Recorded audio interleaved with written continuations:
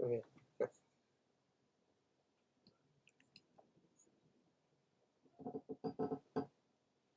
Hola, ¿qué tal? Bienvenidos a su programa Factor Económico. Yo soy el doctor Enrique Presburger. En este momento vamos a iniciar y estamos en este momento iniciando la transmisión en vivo. Bienvenidos, como les dije, a su programa Factor Económico. Y bueno, pues con muchas ganas de hablar de temas económicos de distintas perspectivas. Y hoy tengo el gran honor de contar con la presencia además de un experto en capital humano, pues de un gran amigo como lo es Christopher Perla. Chris, bienvenido. Al contrario, Kike, un placer estar aquí contigo. Y pues y bueno, pues para entrar en materia, este tema lo escogimos porque mucha gente cree que el tema de capital humano es un tema solamente cualitativo, que se refiere pues nada más a tu humor día con día, ¿no? Sin embargo, el potencial humano es el siguiente paradigma realmente en la vida de las empresas.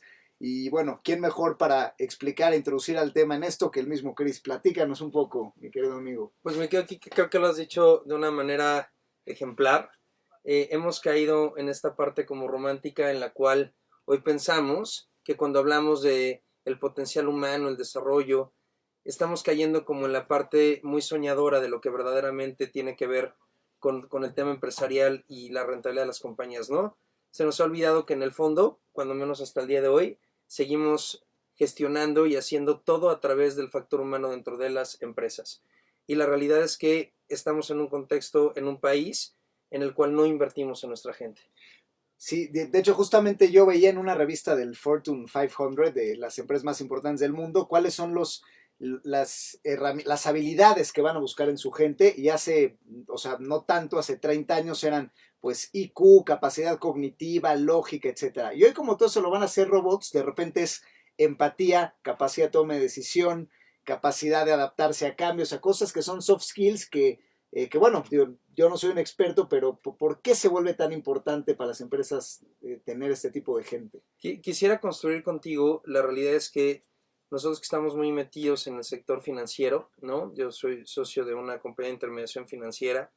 eh, Empezamos un estudio cuando arrancamos el otro proyecto muy enfocado a la parte de desarrollo humano que es GA, de cuál es el retorno de inversión que tienen las aseguradoras que realmente invierten en su gente, que invierten en la parte comercial, aquellos que no invierten, y las compañías que tienen un presupuesto del doble o triple de las compañías que no invertían, tienen vendedores que producían el 25 o el 20% respecto a los otros. Hay un estudio de Estados Unidos donde se demostró que es a través de invertir en la gente la mejor inversión con respecto al retorno que tenía el gobierno en captación de impuestos tras haber enfocado todos estos recursos a su desarrollo humano, ¿no? Y la realidad es que actualmente estamos en un país donde somos el país menos productivo de la OECD, estamos muy por debajo de todos los demás países, pero lo que es totalmente importante es que me digas, pues claro, me estás comparando con Suecia, con Dinamarca, no. Estamos a la quinta parte de un Colombia y a la sexta parte de un Turquía. Es decir, la tasa de crecimiento que tenemos nosotros en productividad es del 0.3%, cuando la media en la OECD es del 1.2%. Y por eso, y fíjate, este dato a mí me dejó frío. Si tú tienes a un trabajador alemán que entra a una fábrica, va a salir aproximadamente en 6 horas, ¿ok? Y del otro lado tienes a un trabajador mexicano que va a salir aproximadamente en 8:30, 9 horas, ¿vale? Pero eso no es lo más grave. Vamos a imaginar que el alemán produjo 100 pelotas. El mexicano, en un 40-50% más de tiempo, hizo 60 pelotas. Es decir, no solamente trabajamos un 40% más, sino que producimos un 60-50% menos. Y eso tiene que ver con la falta de desarrollo que tenemos en estas denominadas soft skills, como tú decías, ¿no? Y es eso exactamente como lo acabas de mencionar, del hecho de, oye, estamos pasando de que todo lo que se puede automatizar, que no nos quepa la menor duda, se va a terminar automatizando, invariablemente. Y ahí es donde viene la inteligencia artificial. Nosotros en nuestra propia compañía estamos ahorita en un proceso donde estamos buscando automatizar y los consultores de una empresa española nos comparten que aproximadamente entre el 30 y el 50% de los procesos que estamos haciendo hoy los van a terminar robotizando. Y soy una pyme, ni siquiera es como algo exorbitante, o sea, no estamos hablando de una transnacional, ¿no? Y en ese sentido creo que eso tiene que ver con lo que acabas de decir, que en este momento, dado que todo está propendiendo a automatizarse, es el momento en el cual todos como dueños de empresas estamos buscando competencias que sean mucho más poco irreemplazables. Y eso es esta gestión de equipo, esta empatía, esta conexión con el cliente, esta autocrítica, lo que verdaderamente va a ser un diferenciador con respecto a los altos ejecutivos y los líderes dentro de las organizaciones. Interesantísimo. Y mira, me voy a echar un clavado un poquito más profundo, aprovechando que contigo se puede. Digo, al final del día muchas veces pensamos que hablamos de capacitación de gente en empresas, ¿no? O sea, pensamos, esto lo traduce un director general, o sea, nosotros que nos dedicamos a pymes, pues bueno, es un temario de ciertas cosas. Sin embargo, creo que esto va más allá, o sea, esto te refleja que hay un cierto déficit en la cultura y en el desarrollo humano de la gente en general, no nada más en la empresa. Es decir, la gente que no alcanza un potencial adecuado en su trabajo, pues debe de tener alguna conexión, de que no alcanza una conexión en su casa ni en su formación como ser humano. Entonces, ¿qué nos está pasando como país? ¿Qué nos está pasando como mexicanos de alguna manera? Que nos hace deficitarios en este tema de productividad y que nos haga, pues de alguna manera, menos competitivos que otros países. Yo creo desafortunadamente que venimos de una especie de liderazgo de yugo, de donde ponemos literalmente al jefe de la casa, ¿no? A esta persona que es el mandamás, el que sí sabe hacer las cosas, el director general. Y la realidad es que la mayor parte de las pymes no son empresas, sino simplemente es un negocio con muchos asistentes. Y eso tiene que ver con el tipo de liderazgo que deviene inclusive de la propia casa. Es un liderazgo muy rojo a la luz del LSI, de un modelo de liderazgo en el cual solamente nos han enseñado a seguir instrucciones. Y por eso somos un país que no innova, y tú lo sabes bien ahora que te fuiste a Israel, me estuviste platicando, qué tal la distinción que hay en disrupción, en innovación, en emprendedurismo en países como Israel, y cuando regresas a México la realidad es que estamos educados para hacer lo mismo siempre. Hay una entrevista extraordinaria en Netflix que se llama The Lost Interview de Steve Jobs, les recomiendo ampliamente que la vean, y le hacen una pregunta que de verdad me parece que saca la bola al estadio, donde menciona, oye, ¿por qué no somos productivos, no logramos los objetivos, no hacemos lo que tenemos que hacer para mejorar nuestros resultados? Y Steve Jobs contesta, porque no nos hacemos las preguntas adecuadas. Oye, ¿por qué los haces así? Porque así me enseñaron a hacerlo. Y entonces esta falta de cuestionamiento interno con respecto a cómo hacemos las cosas, estos líderes, cuestionaría yo el término de liderazgo, a lo mejor son estos jefes, ¿no? Estos mandamasas que están en las organizaciones empezando por el director general. Sin duda que nos quede claro que las empresas no son más que el reflejo de sus líderes. Y estos líderes generalmente lo que pasa es que ven al de arriba y como el de arriba es el que manda, es el que tiene la razón, es el brillante, entonces mejor hago lo que él me dice porque así ya no me puedo equivocar. Pero no nos damos cuenta que al final es desde la parte más alta del sistema, de la jerarquía más alta, que deviene esta manera de gestionar. Y de ahí que no podamos generar accountability, que no podamos sistematizar procesos, que creamos que los únicos fregones en la compañía somos los directores generales, los emprendedores, y el que no nos podamos emancipar de nuestras propias organizaciones por esto, porque al final de los días vemos una manera de liderar, una manera de mandar, donde no percibimos ese potencial que realmente tienen las personas. Muy de acuerdo. Y bueno, también hay un tema, por ejemplo, a mí, o sea, estás hablando del lado de los directores, que me encantó esa frase que a veces tenemos, más bien es un negocio con muchos asistentes más que La inmensa realmente mayoría. un equipo, ¿no? Y del otro lado también, o sea, a mí me ha tocado lidiar con gente que me dice, bueno, es que ni siquiera de mi propia empresa, ¿no? Es que esto no me toca, esto no es de mi área, lo cual refleja pues una mediocridad, a mi manera de verlo, ¿no? O sea, yo no me toca hacerlo y no voy a hacer más allá de lo que se me dice. O sea, digamos, si cambiamos la perspectiva de esta manera de analizar la productividad, ¿por qué la gente tiende a no buscar más? O sea, es un tema estructural, es un tema de cada quien, de su actitud, o sea, pero yo sí veo un patrón, o sea, no hay un patrón de algo que impide que la gente busque ir más allá en su vida y trascender. Wow, acabas de tocar la parte toral y la realidad, te voy a decir algo y te vas a sorprender de la respuesta. Yo creo que no nos percatamos, yo no creo en la mediocridad de las personas. Yo no creo que las personas quieran vivir en su área de confort, ¿sabes? Tenemos en la compañía, y yo a título personal, de hecho el propósito de mi compañía es liberar el potencial humano y empresarial. Nosotros creemos en la grandeza de las personas. Creemos, y no lo digo desde la parte romántica, lo digo verdaderamente desde la convicción, tenemos la creencia de que en todo ser humano hay grandeza. Y la realidad es que cuando tú te adentras en los laberintos de las compañías, y te lo digo ya después de haber hecho varios procesos de consultoría y evidentemente haberlo aplicado en mis propias empresas, detrás de eso, detrás de esa mediocridad, la realidad, Enrique, es que hay miedo. Y te lo voy a explicar. Hay un libro que escribió Patrick Lencioni, uno de los grandes gurús en Estados Unidos de los negocios, que se llama Las 5 disfunciones del equipo. Y ahí explica el por qué no logramos los objetivos como equipo de alto desempeño. Y el primer factor del cual habla es de la falta de confianza. El ser humano, por naturaleza, no está diseñado para vivir en un ambiente de incertidumbre u hostil. Entonces, y esto es el síntoma, el síntoma de la activación general de alerta del ser humano que descubrió el doctor Hans Eli, que fue el primero que le denominó estrés. En el momento en el que yo siento que estoy en un lugar donde hay hostilidad o donde hay incertidumbre, se activa este sistema, se activa el sistema nervioso simpático y se activa el parasimpático, es decir, estoy en alerta y entonces no puedo ser productivo.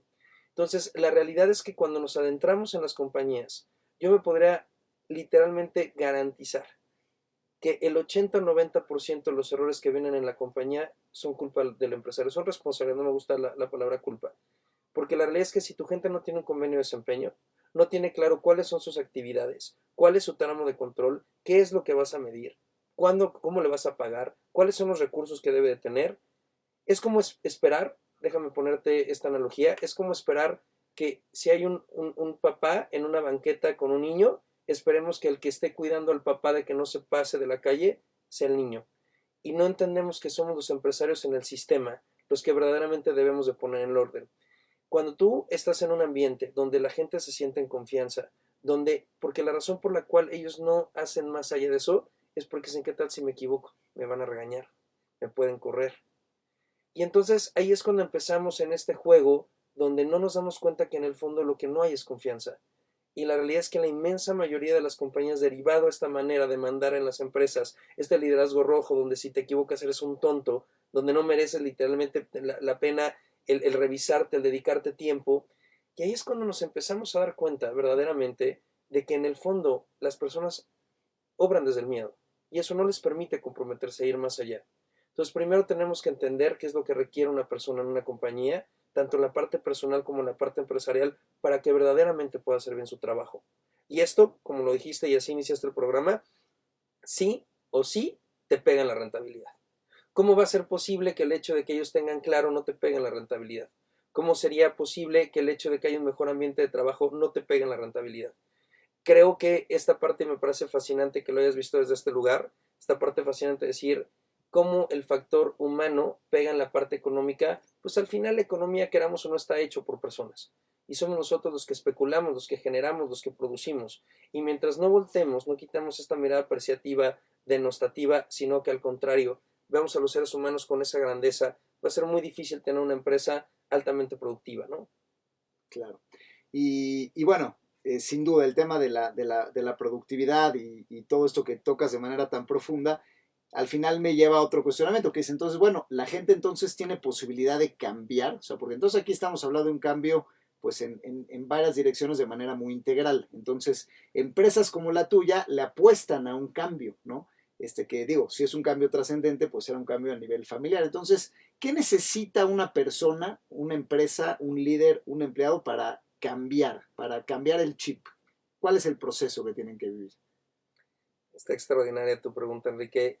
Y ante la pregunta, yo creo que pocas personas se conoció con una capacidad de cambio tan grande como tú. Tú eres, te caracteriza esta evolución constante y esta mente de aprendiz que siempre te ha mantenido estando arriba, ¿no? Y yo lo que te podría transmitir, hay tres maneras de llegar a un cambio profundo y es lo que verdaderamente no entendemos. Nosotros nos quedamos al nivel de creer que con una capacitación, con una plática, la gente va a cambiar. Eso no funciona, ¿no? Mira, a mí me han invitado, hace poco me hablaron de un municipio, soy conferencista, y me hablan de un municipio para dar una plática, ¿no? Ya hablo directamente con el presidente municipal y me dice, mira, te voy a meter a las 300 personas que conforman esta parte del gobierno, tienes 2 horas porque tienen una pésima actitud y después de tu conferencia quiero que esto sea solucionado. Le dije, no hay manera, no voy a ir, ¿no? O sea, eso sería lo equivalente a reducir al ser humano a un robot y la realidad es que, como dice Malonzo Push, el ser humano es la cuestión infinita, siempre va a haber algo muy profundo. contestando puntualmente, hay un hábito, digo, hay un libro que se llama Hábitos Atómicos, me parece extraordinario, se los recomiendo ampliamente, y él habla de el por qué no se generan estos cambios de comportamiento. Y él habla de 3 niveles, y déjame ponerlo sobre el espacio. El primero te habla que a veces no cumplimos los objetivos porque no tenemos claridad en la meta, ¿no? O sea, a ver, ¿cuánto tengo que lograr? ¿En cuánto tiempo? ¿Con qué objetivo? Es decir, tener métricas que en el modelo de GA le denominamos MDT, que son claras, medibles, desafiantes y trascendentales. Eso es un obstáculo enorme. Entonces, no tenemos claro con qué es lo que debo de lograr. Es el primer nivel, ¿no? El segundo nivel habla en particular de que aquí empieza a cuestionar la estrategia. Oye, todo el mundo ha querido bajar de peso, ¿no? Oye, pues tienes que cuestionar la manera en la que quieres bajar de peso. A lo mejor ya fuiste al gimnasio y no te funcionó. A lo mejor ya fuiste a correr, no te funcionó. A lo mejor hiciste una dieta. Entonces, el segundo es cuestionarte auténticamente, ¿ok? Si la estrategia que estás siguiendo es la correcta. Porque ese cambio hay alguna forma, hay miles de maneras, hay mil maneras de llegar a Roma, ¿ok? Entonces, la segunda te dice, oye, la gente no cambia, no logra sus objetivos porque no tiene una estrategia clara. El tercero es porque no entiende el para qué. Lo que ya es Gnosis Awareness es entender la gnosis como este propósito divino, el tu para qué. No entiende el para qué. Porque a veces cuando dice, oye, lo estás haciendo por tus hijos, porque quieres vivir más, o porque si no bajas de peso te vas a morir, ¿no? Entonces, cuando no hay un para qué poderoso, ¿ok? La realidad es que no trasciende a todo lo que es, a todo el nivel consciente, subconsciente e inconsciente. Y el cuarto, y el que es fascinante, es porque no quitamos las creencias que tenemos arraigadas de nosotros mismos. En mi caso particular, ¿no? Yo tengo una creencia de que tengo problemas de sobrepeso. Y entonces haga lo que haga, siempre voy a tender a engordar, ¿no? Y la realidad es que, pues concedido, porque esas creencias son las que verdaderamente determinan nuestra vida, ¿no? Decía Ortega y Gasset, las ideas las tenemos, pero en las creencias estamos. Y cuando tú no te metes al cuarto nivel y entiendes cuáles son las creencias que hay detrás de esa persona, por ejemplo, si tú crees que vender es difícil, concedido, porque también podrías pensar y creer que vender es fácil. Y lo que pasa es que nosotros como líderes no estamos entrenados para eso. Nosotros llegamos a dar instrucciones y creemos que con acciones se va a transformar la persona. Y la realidad es que no es cierto. ¿Cuántas veces ustedes han intentado generar un cambio que verdaderamente están convencidos? Venimos de diciembre, háblame de las 12 uvas, ¿no? ¿Cuántos propósitos realmente cumples? Y no es que no quieras, la realidad es que o te puedes atorar en la definición del objetivo, en la estrategia, perdón, en la estrategia, te puedes atorar también en la parte de la gnosis, de no entender tu para qué. Y por último, te puedes atorar en no cambiar tu identidad, en no quitar, erradicar estas creencias, ¿no? Hay sistemas para cada uno, digo, no nos da la vida en este programa para explicar cada una de ellas, pero eso es lo que verdaderamente debe ser un líder, Enrique.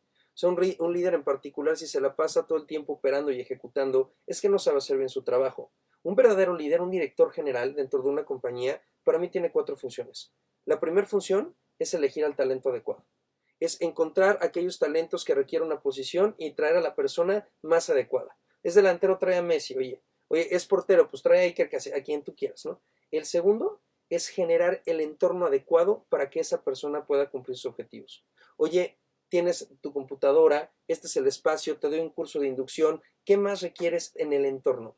Y la tercera es empoderar a esa persona para que verdaderamente logre sus objetivos. Es coacharlo, es su mentor, es poder apoyarlo, acompañarlo. No me gusta el tema de seguimiento, es el tema de acompañarlo. Cuando tú tienes a un director general que sabe elegir a las personas adecuadas. Segundo punto, que sabe crear el entorno para que logren sus objetivos. Y tercero, los empodera, los acompaña. Ahí verdaderamente tienes un director general. Y si te da tiempo, como es tu caso, el cuarto es generas negocio. ¿Ok? Para mí ese es el director general, pero de ensueño. Pero como tendemos nosotros a creer que la gente es tonta, a que los únicos talentos somos nosotros, esta manera de mandato desde el jefe, entonces por eso tenemos esa cultura donde no entendemos que por eso no suceden las cosas en las organizaciones, ¿no? Claro, y de alguna manera dio un punto interesante que no sé si está sobreentendido, quizá no, pero entonces los cambios realmente sí tienen que venir de arriba a abajo. Es decir, Sí. es difícil que aunque esté, volviendo al ejemplo de los futbolistas, que aunque tengas a Messi, si a Messi no le das el entorno adecuado, él nunca va a saber qué es Messi. Y mira, acabas de tocar un punto fascinante, sin duda. Mira, hay dos maneras de generar un cambio en la parte de una organización, de un sistema, de arriba o de abajo, ¿no? De abajo es muy difícil, tiene que haber una revolución, tiene que haber una huelga. O sea, cuando ya se tiene que presentar una modificación profunda en el sistema, tiene que reventar. De ahí vienen las guerras, las revoluciones, las huelgas, ¿no? Y del otro lado, que hay muchas formas de pues, controlar, de no dejar que eso suceda por parte de los de arriba. Y de arriba, pues permea así. Yo cuando nosotros vamos a dar consultoría, lo primero que le pregunto a los empresarios, oye, ¿y si quieres cambiar? ¿Tú quieres cambiar? Porque la realidad es que la cultura no es más que el reflejo de los líderes. Y déjame ponerte de esta manera. La cultura literalmente sería lo equivalente a la tierra donde siembras una semilla. Y la estrategia es la semilla. Entonces, debajo tienes la manera de hacer las cosas. Imagínate que tú tengas una semilla increíble, padrísima, una gran estrategia. Que es, güey, Google, ¿no? O sea, se me ocurrió el buscador más padre del planeta, más profundo, ok.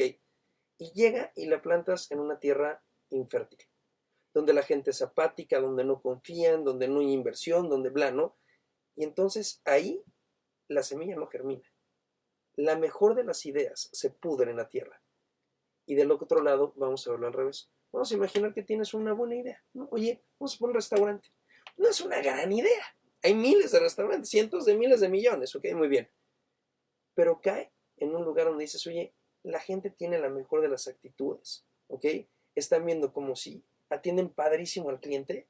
Y entonces fíjate cómo cuando hay una gran cultura no es tan importante la estrategia. Y la realidad es que estamos acostumbrados nosotros a creer que lo que verdaderamente nos va a llevar a volar la barda, a sacarla del estadio, es una buena idea. Pero la realidad es que ve empresas, mira, te voy a poner un buen ejemplo, y no es publicidad, no tengo nada que ver con ellos, pero ve el restaurante El Cardenal. Yo soy fanático de ese lugar. ¿Qué tiene de maravilloso? Pues la realidad es que no tiene nada disruptivo. Es comida mexicana. Todos los días, hasta las 10, 11 de la mañana hay fila, en las 7, 8 sucursales que tiene. Pero ves a los meseros con una actitud, con una disposición de servicio, con una presteza. Entonces ahí es donde vuelvo a conectar lo que decías, Enrique, porque estamos hablando de dinero, que no se nos olvide. Yo no soy soñador, soy empresario. Esa es una gran diferencia que tenemos nosotros como Jay versus toda la competencia. Es decir, yo no soy terapeuta, no soy consultor, no soy coach. Yo soy empresario. Y entiendo que si una empresa no genera dinero, tiene que cerrar. Es parte de la obligación generar productividad para nosotros, ¿vale? Pero la realidad es que necesitas dos dedos de frente para entender, y si no me crees, por favor, ve al Cardenal, ¿no? Para entender cómo esa cultura, ese apostar por las personas, ese dar retro, eso realmente te va a generar capital. Y es una de las inversiones que más retorno de inversión te va a dar sobre cualquier otra. Tienes que ver cómo lo implementas, hay ciertas métricas que debes de hacer, tienes que hacer que te acompañe la ejecución, etcétera, ¿no? Pero sin duda, y te lo digo por experiencia propia, no hay una mejor inversión dentro de las empresas que apostar por tu gente. 100%. Es un gran planteamiento y profundizando un poco más en eso del lado de, digamos, del otro lado del empleado, digamos, del ejecutivo. Muchas veces se habla también de compensación, ¿no? Es decir, la gente también se siente valorada fuera de cómo absorbe el liderazgo, de la cultura corporativa, que es una parte fundamental, pues mucha gente igual te va a argumentar, sí, pero es que el nivel de compensación, ¿no? ¿Cómo estamos, o sea, en salario, si es justo o no es justo? Entonces, hoy en día, ¿qué determina un nivel de compensación justo o injusto para ti? ¿Cuáles son los elementos? Bueno, me gustaría que metas esta variable también de la compensación emocional, ¿no? Del salario emocional que he escuchado ese argot últimamente y relacionado a cómo debe ver alguien si está compensado justa o injustamente. Mira, yo te puedo decir que en tema de compensación, primero tenemos que entender las necesidades humanas, ¿no? Y en ese sentido, antes de hablar del salario, me voy a hacer un paso atrás y voy a hacer un cuestionamiento interno hacia cada uno de los radioescuchas o de los que nos están viendo vía redes sociales. Realmente, ¿qué es lo que tú crees? ¿Qué es lo que tú verdaderamente crees que requiere una persona? Es una empresa, o sea, ¿qué es lo que necesita? Oye, necesita salario, pues sí, evidentemente, pero ¿qué más requiere una persona, no? Y ahí te voy a contestar también un poquito con el salario emocional. Yo creo que tienes dos perspectivas que analizar con las personas. Primero, la parte personal. La gente requiere sentirse querida, requiere afecto, requiere saber que es valorada en la organización, que es importante para la empresa. En segundo nivel, requiere reconocimiento. Sí, esa palmadita en la espalda, el hacer que lo visualicen, que lo feliciten por cada pequeño logro que está logrando, válgame la redundancia, es increíblemente importante. Y el tercero, requiere sentirse retado, en crecimiento. Debe de haber algo que diga, oye, yo puedo crecer aquí, puedo desarrollarme aquí. Eso es en la parte personal, afecto, reconocimiento y por último, crecimiento. Y desde el punto de vista profesional, ¿ok? Lo primero que requiero es liderazgo. No nos equivoquemos, no todos nacemos para ser empresarios. Eso es de las peores creencias que hoy están creando una frustración en los jóvenes irreal. La inmensa mayoría de las personas requerimos un líder, ¿ok? No todos nacimos para ser ese líder. Entonces, primero requerimos liderazgo.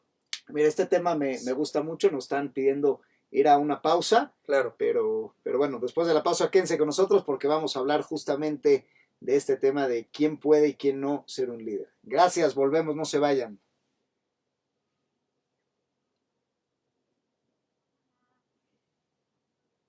¿Los comerciales son a huevo? Sí, es parte de... Es que es una estación que tiene concesión, que sí, o sea, que tiene hasta presupuesto, de alguna manera, las estaciones sí tienen la obligación de meter bloques en los programas.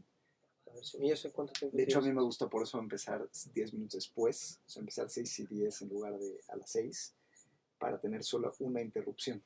Okay. Porque para la gente que está en redes sociales, pues es como desgastante escucharlo. Pausa, ahorita venimos y pues ya te perdieron, ¿no? Entonces acá un poco la idea es... ¿Aquí qué estás viendo? Lo estoy transmitiendo en vivo. Digo, tiene unos segundos de desfase, pero ahí estamos. Y bueno, son la gente de mi red que se está uniendo, que son varios esta vez. Quiere decir que está bueno el tema. ¿No? Qué padre, yo no sabía que podías hacer eso. Sí, o sea, te comparten ahí y acá te dicen los que están de tu red, ¿no? Pero ya al final tú puedes ver los views del programa, ¿no? Está padrísimo. Este es de los que más views tienen ahorita en Radio 13 todavía, que se está relanzando, ¿no? O sea, fue una estación de AM muy fuerte por muchos años. Ah, ya no existe. Pues el AM ya no existe realmente. O sea, el tema es que el AM pues se cayó totalmente y el FM pues tampoco ya es tan relevante hoy en día con los mecanismos, ¿no? Pero bueno, pues ya como muchas empresas, pues las nuevas generaciones se la están rifando. También ya cambió ese modelo. Bien. Sí. 100%. Sí, ya. Estos son ya voluntarios y pues y así está la cosa, es interesante también. Okay. Empezamos a respetarnos y respetar el reglamento de tránsito con una cultura vial en la que todos visiten la Asociación de Radios del Valle de México, ARBM.mx.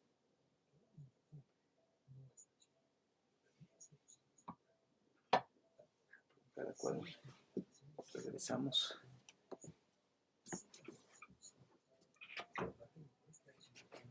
Volvemos. ¿Cuánto le falta? No se puede más corto. Mete el... cerramos a los 58. Vale. Entonces entro... ¿Se me hacen conteo? Sí, yo ahorita tengo que contar.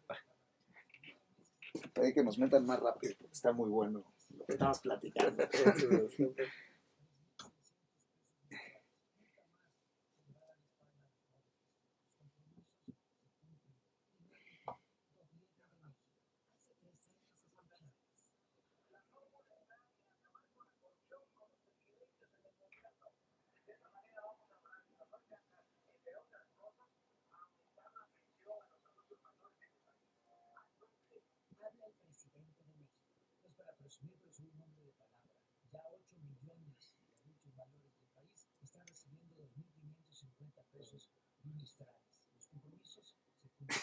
¿Qué tal? Ya vamos a regresar. Venga. Buenas tardes, señores y señores. Volvemos a este interesantísimo programa que se llama Potencial Humano y Economía, donde estamos viendo, repasando con nuestro experto Christopher Perla, que es, como él bien lo dice, es un empresario que se dedica a relacionar el potencial de las personas desde su parte, digamos, personal, emocional, la parte de una cultura corporativa como eje central de que un negocio genere más dinero. Y bueno, este interesante paradigma que nos dice, donde a veces pensamos que desde la mastermind del empresario, desde la super estrategia realmente tiene éxito las cosas, donde a veces es más bien del trabajo colaborativo que viene de una buena cultura corporativa, que cualquier estrategia puede no tener o no éxito dependiendo, pues bueno, ahora sí que de que el suelo sea fértil para que una idea germine, ¿no? Entonces, bueno, pues seguimos acá en este tema, mi querido Christopher. No sé si haya alguna idea. Bueno, estábamos hablando antes de ir al corte justamente de este falso discurso, que yo coincido contigo y yo de hecho he criticado mucho esto, del discurso del que yo le llamo el emprendedor pop, ¿no? O sea, que nos venden este discurso simplificado y banal de que lo padre de ser emprendedor implica que eres dueño de tu tiempo y viajas cuando quieras y haces lo que quieras. O sea, es un tema relacionado al ego completamente, donde la parte de asumir responsabilidades no se toca. Y entonces hay todo un ecosistema, y había el INADEM, y hay programas y Pepe y ferias y Toño. laboratorios y aceleradoras, o sea, todo un ecosistema para vender ser el emprendedor pop. Pero si tú realmente vas a un nivel más arriba, donde necesitas poner skin in the game, levantar inversión, frustrarte, deber dinero, toda esta parte, ahí ya no hay nadie, o sea, el ecosistema desaparece, ¿no? Y esto ha llevado en datos duros a que ya el 25% de la fuerza laboral mexicana, de la población económicamente activa, sean freelance, es decir, gente que trabaja para sí misma, y que ese tipo de empleo no trasciende en el tiempo, no dura muchos años, no genera patentes, no genera Puestos. legados, no genera empleos y por supuesto no genera, pues digamos, salidas a bolsa, es cosas que es lo que trasciende la economía de un país, ¿no? Pero bueno, ese es el punto de vista macro. Tú estabas empezando a tocar el tema del punto de vista micro de Sí, quién es y quién no es líder. sí, pues mira, todo esto deviene para seguir hilo conductor del programa, porque vaya, podremos pasar aquí horas y horas platicando de este fascinante tema del desarrollo humano y estas creencias limitantes que están generando tanta frustración. Pero regresando a la línea que tú pusiste al inicio del programa, es cómo el factor humano realmente incide en la parte económica y deviene también de esta pregunta que me mencionaste, ¿no? Es, oye, ¿qué pasa con los salarios, no? ¿Y qué tanto sí debo de pagar, qué tanto no debo pagar, qué pasa con el salario emocional? Y en ese sentido, lo primero que habíamos abordado hace unos instantes antes del corte es que el ser humano dentro de la organización tiene tanto necesidades humanas como necesidades profesionales, ¿no? Y en la parte humana, en la parte personal, hablamos del afecto, del reconocimiento y del crecimiento. Y empezábamos a hablar ahora de lo que requiere en la parte profesional.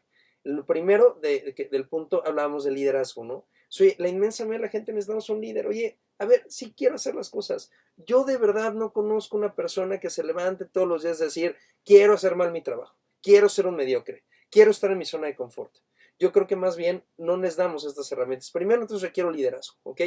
Menos del 1% de las personas en este país realmente son empresarios, ¿no? Ahí podemos ver realmente la gran necesidad que tenemos de un liderazgo. Segundo, requiero claridad. Dame claridad. El ejemplo que tú pusiste, oye, ¿me toca o no me toca? ¿Qué me vas a medir? ¿Para qué me contrataste? ¿Cuál es el propósito de que yo esté aquí? ¿Cómo sé si estoy haciendo bien mi trabajo? ¿Ok? ¿Cuál es la estrategia de la compañía? Y el tercer punto, metodología. Dime cómo hacerlo. Paso 1, paso 2, paso 3, paso 4. Cuando tú le das a una persona dentro de una organización liderazgo, claridad y metodología, te lo digo por experiencia propia, empiezan a surgir gigantes. Y la realidad es que fue para mí toda una trascendencia, porque yo también vengo de esta manera de mandar, de este liderazgo rojo, que no es constructivo, que no creen las personas.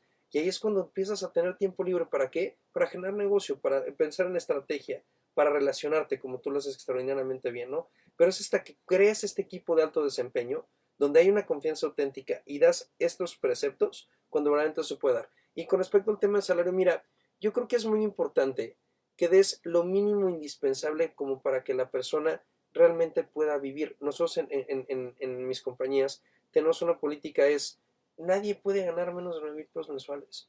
Porque según el Instituto de Salarios Mínimos, ese verdaderamente debería ser el salario mínimo. Creo que son como 8 o 9,000 pesos mensuales, ¿no? Entonces dijimos, a ver, ¿cómo te voy a pedir que vengas a entregar algo, un buen delivery, si no tienes que comer? Hoy la media del salario en México es deplorable.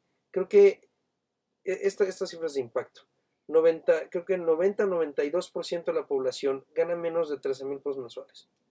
Entonces, cuando tú no partes de una base lo suficientemente razonable como para que ellos, cuando menos tengan vestimenta, transporte y alimentación, pues va a ser muy difícil que te den un buen delivery. Entonces yo te diría, lo primero es cuestionate si ya les das la base suficiente para hacer eso. Y arriba, la gente fregona, la gente que realmente da resultados, págale variable. Yo creo que la mezcla mínima es 70-30. Y las pymes, vaya que no sabemos compensar a nuestra gente. Todo es fijo, ¿no? Ya no hablemos del tema de las prestaciones, eso sería un nice to have, ¿no? No pongas todo fijo, jamás pongas todo fijo, ni a tu chofer. Al chofer le tienes que decir, oye, a ver, campeón, este es tu fijo, y si haces estas 3, 4 cosas bien, pues entonces ganas el variable. Porque la realidad es que esa compensación cuando uno tiene esta relación 70-30 cuando menos, y tiene que ir creciendo conforme a la posición, ¿eh? Y no solo eso, a los niveles más bajos dentro de una organización es 70-30 y son contribuidores individuales. Conforme vas creciendo, a lo mejor a los gerentes ya les manejas un 60-40. Pero ¿qué crees? Del variable, la inmensa mayoría del variable es que su equipo haga bien su trabajo. No nos perdamos, los gerentes, verdaderamente su trabajo es hacer que los ejecutivos realmente logren sus objetivos. Entonces, en este escalafón lo que deberíamos hacer es, oye, sí te voy a pagar 60-40. Oye, pero de tu 40, cuando menos el 50% es que los demás cumplan sus objetivos. Y entonces empiezas a alinear a la organización. Y bueno, cuando llegas al director general o a los directivos, oye, nos vamos 60-40. Y el 40% de tu variable va al resultado de la compañía. Y un 20% es a tu resultado individual. Y entonces ahí es cuando empezamos a generar esto. Y que hay un plan de carrera. A ver, necesitas 2 dedos de frente, de verdad, para sentarte a hacer un plan de carrera. Google it. O sea, no es como gran ciencia. Pero recuerden, requiere la gente sentirse desafiada, sentirse en crecimiento dentro de su compañía. Eso te podría yo decir del tema del salario, ¿no? Que creo que sí estamos de verdad en Narnia con respecto a cómo le pagamos hoy a nuestra gente. Claro. Y bueno, ahora que tocaste un poco el tema de tu historia personal, o sea, ¿cómo fue que tú viviste esta transición de liderazgo? Platícanos un poco ya de una manera más aterrizada, ¿qué es lo que haces en tu compañía? ¿No? Estamos hablando justo de esta inducción, esta transición, ¿cómo tú haces en la práctica esto hacia las empresas hoy en día? Eh, no va a haber muchas cosas distintas a las que hayamos vivido los dos, mi querido Quique. Yo viví una etapa de mi vida donde auténticamente no tenía vida, solamente era el trabajo, y donde si quería crecer, otra vez relacionado con el factor económico, sí o sí tenía que empezar a generar un equipo. Y la realidad es que fue a través del llanto, de frustraciones, de mentadas, que realmente entendí que ese no era el camino, ¿no? Y cuando empecé a escuchar a los mentores, a las personas que se admiraba, y sobre todo yo creo que aquí la palabrita clave es sistema. Cuando te empiezas a dar cuenta que lo que debes hacer es crear un sistema en tu organización, hay una frase que me parece extraordinaria que a mí me enseñó mi mentor Marco Cabrera, que es: todas las empresas están perfectamente diseñadas para obtener los resultados que obtienen. Es de impacto. Oye, ¿por qué ganas eso? Porque tu empresa está perfectamente diseñada para hacer. Starbucks está perfectamente diseñada para ser literalmente un cajero automático. Es un sistema lo que hay detrás. Y lo que pasa es que nosotros como empresarios no entendemos que lo que debemos de crear es un sistema. No debemos de crear siempre por encima, estar innovando. A ver, está padre, pero otra vez caemos en esta ilusión, ¿no? Del emprendedor pop. No, ya hay que emprender, ya hay que cambiar el mundo, brother. La competitividad en este país es tan mala que si tú en tu negocio haces las cosas medianamente bien, estás por encima de tu competencia con un 20-30%. Yo la parte de la otra compañía que tengo de seguros, la realidad es que ejecutamos muy bien, ¿eh? Y eso nos pone por encima del 80-90% de los intermediarios en el sector financiero, en la parte de seguros. Entonces, yo lo que te diría es, ¿cómo lo hago yo? Pues primero, y lo más importante que es el programa que nosotros tenemos, que es el EPT, es creamos confianza auténtica. Es, oye, te tienes que ver vulnerable frente al otro. La razón por la que la gente no confía en el otro es porque no quiere pensar o sentir que te le puedes hacer daño. Pues en este programa, porque la transformación toma tiempo, por eso les digo que esta parte de, oye, en una hora ya cambiaste tu actitud y ya todo funcionó, bajo ningún esquema va a fructiferar. En ese sentido, es, oye, el programa que nosotros damos toma 56 días. Claro. Para que realmente haya una transformación. Y lo más importante, dentro del programa PT, es que hay un seguimiento diario. Presenciales son 5 o 6 días. O sea, la realidad es que no es eso. Todo es el seguimiento lateral vía digital. No quiero hablar mucho del programa, lo que quiero transmitirles de esto es que debe de haber seguimiento, es que debe de haber un mentor. Este país lo que requiere son mentores, son personas como tú que se sienta e inspira al otro y le enseña a desarrollar competencias. Pero hoy en el ser jefe llegas y entonces no, quítate, mejor lo hago yo. Y no entiendes que eso en el largo plazo no te da tiempo para poder liberarte y hacer cosas más inteligentes y más estratégicas. ¿Qué es lo que hacemos? Es un programa en el cual buscamos una confianza auténtica, primero que nada. Nuestra metodología tiene 6 pilares. La primera es confianza auténtica. La segunda es alineación organizacional. A ver, todos vamos para allá. Allá. Yo te juego lo que quieras a que el 95% de los mexicanos no tienen claro hacia dónde va su compañía. Segundo es alineación organizacional. Tercero, liderazgo colaborativo. Es crear líderes, pero líderes que auténticamente lo hagan en equipo. Decía Juan Felipe, ¿de qué sirve llegar primero y solo? Mejor lleguemos todos juntos y a tiempo, ¿no? El cuarto punto, enfoque comercial. Te tienes que enfocar a vender y a generar leads permanentemente, ¿ok? Y luego viene lo que es, después del enfoque comercial, viene lo que es la ejecución inteligente. Definición del objetivo, estrategia, planeación, ejecución y por último es el pensamiento estratégico. Haz que tu gente sea líder. Entonces, a través de una mentoría de programas de alto rendimiento, generamos estos equipos donde entran las empresas, estos líderes, y generamos que haya confianza. Entonces, realmente es de esa manera, a través de generar confianza y la alineación organizacional, donde empieza cualquier empresa que verdaderamente quiera dar resultados extraordinarios. Pues me parece espectacular la conversión que estamos teniendo. Estamos desafortunadamente llegando a la parte final del programa con esta relación tan increíble y tan directa que pareció un excelente potencial humano y economía, ¿no? Y el bolsillo de las empresas y por tanto de la gente. Para terminar, si te pudiera preguntar unas preguntas rápidas, un libro y una película que le recomiendes a la audiencia para inspirarlos. Mira, con respecto a este tema, yo creo que las 5 disfunciones del equipo de Patrick Lencioni creo que es extraordinaria y les va a resultar un poco gracioso, pero vean otra vez el planeta de los simios. La gente requiere liderazgo. Ahí se ilustra perfectamente cómo las comunidades terminan adaptando el comportamiento y los lineamientos que pone un líder. Y por supuesto el que les dije también de hábitos atómicos me parece que es extraordinario libro. Padrísimo. ¿Dónde te podemos encontrar, mi querido Chris? Salimos a redes sociales ahora sí con todo a partir del siguiente lunes. Tenemos ahí la página de internet es j.life o por otro lado chrisperla.com. Pues padrísimo, pues bueno, yo agradezco antes que nada a Christopher Perla, gran amigo y experto en tema de potencial humano. Agradezco a la audiencia, quiero que sepan que hoy alcanzamos nivel récord en audiencia, interacciones. Gracias por seguirnos escuchando, estamos todos los jueves de 6 a 7. Esto es Factor Económico, yo soy el doctor Enrique Presburger. Muchas gracias por estar con nosotros, hasta la próxima.